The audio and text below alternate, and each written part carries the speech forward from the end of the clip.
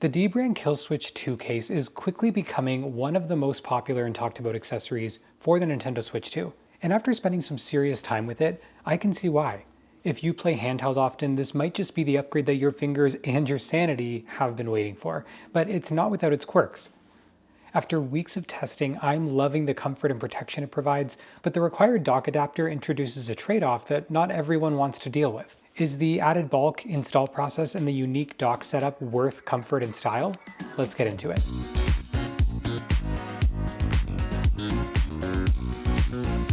So I've never enjoyed handheld mode on the Switch, and I mean never. It's always felt cramped, like it was made for kids or without any concern for ergonomics at all. Playing for longer than 20 or 30 minutes usually led to hand cramping and wrist fatigue, which is why I've mostly kept my Switch docked. But the Switch 2 is here. It's bigger, brighter, better, yet with the same thinness and notable flaws. But with the Killswitch 2's ergonomic grip system, that changed overnight. So the case adds perfectly molded grips to each Joycon, transforming the feel of the Switch 2 into something much more substantial. Not only are these grips comfortable, but I've actually played for hours at a time without any discomfort. Something I never thought I'd say about Nintendo's hardware. And the grip texture? It's covered in tens of thousands of microscopic dots to create serious tactile grip without looking or feeling aggressive. Do you use your Switch 2 primarily docked just because handheld mode is uncomfortable? If so, would a case like this change how you use it? dbrand didn't cut any corners here. The Killswitch 2 case is made durable. Impact-resistant thermoplastics and rigid structural materials that absorb shock and protect the console from drops, scratches, wear and tear. Because the bigger the screen size of the Switch, the more prone to shattering and damage. From the sides to the back, from the kickstand to the sticks, everything is protected here. What's most impressive is how complete it feels. So once everything's installed, the case, the grip, the skins, the stick covers, your Switch 2 is completely covered, top to bottom, front to back. The protection doesn't stop when you leave the house either. So dbrand included this travel cover that offers over 100-pound crush-proof resistance. It clips onto the case with this bungee cord here, and the game card holder has up to 10 cartridges, which has a magnetic snap onto the case itself. And what's really cool, it has this semi-transparent front panel, so you can actually show off your library on the front. dbrand is known for skins, so naturally, this case doesn't just protect it, it customizes it.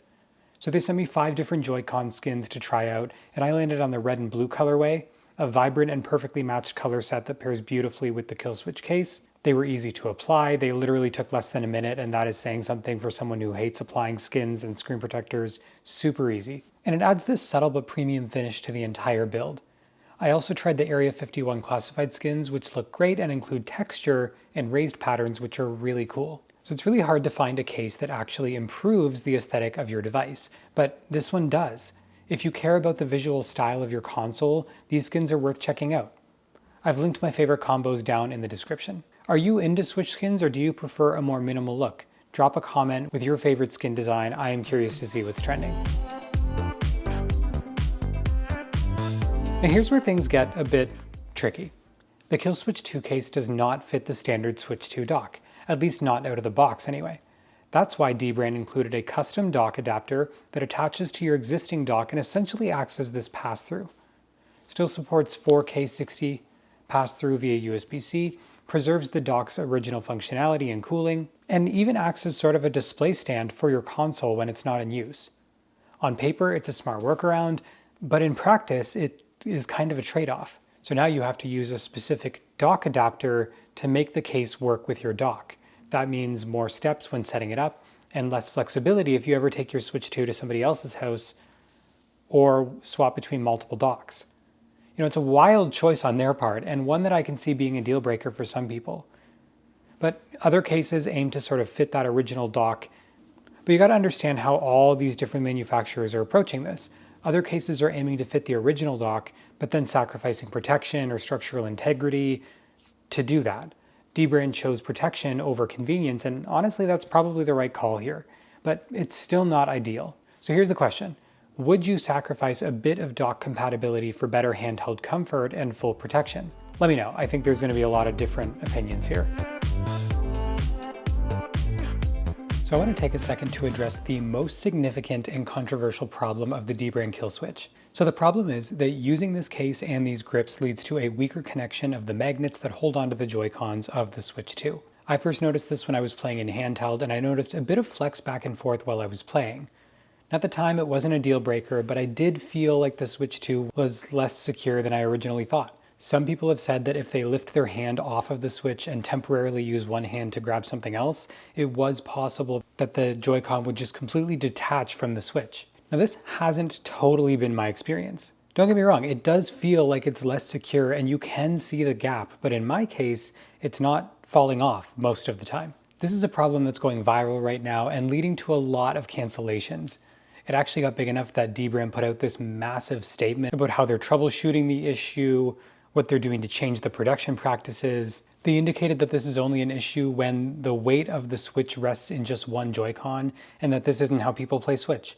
And that's 100% true and fair. You know, in my first week of playing, as I grabbed my Switch off the dock and started playing, the only indication that there was even a problem was the ability to tilt my Joy-Cons with some force, and with some force could be pulled off. So is this a deal breaker? I can say after weeks of using the Killswitch, this is not a deal breaker for me at least. Instead, it just meant that I learned more cautious ways of picking up the Switch 2, but was still able to play like normal. I'm not saying that this is a good situation, and I know there's a lot of people who would not buy this at all because of the issue, but let me know what you think in the comments. Does this make you less comfortable about buying the Killswitch, or are you fine with it considering you can still play Handheld? Now let's talk about the install process, because it's not exactly snap and go like you would expect from a case. There's a lot of adhesive used in this case, from the Joy-Con skins, even the kickstand protector. Everything uses high quality but still sticky adhesives. I expected a more modular or snap-in design here. Now to be fair, dbrand does adhesives well. These aren't cheap feeling stickers. Once installed, nothing moves and the grips feel solid, but personally I prefer cases that snap in without relying on glue. Not only does that make removal easier, but it also lets you switch between accessories more frequently without, feeling like you're committing to a certain setup. Again, if I want to bring this to someone's house, put it in their dock, it means removing this, but there's an adhesive, so it just gets a little more difficult. But let me know, do you prefer adhesive-based protection, or are you team snap out and swap out? So despite the complexity, dbrand nailed the execution here. The Joy-Cons can still detach like normal. No latches, no button pressing, just pull them off as you normally would. This is something not every case gets right, and it's essential for any handheld first setup. The built-in kickstand also left unobstructed, meaning you can still prop up your Switch 2 up for tabletop gaming.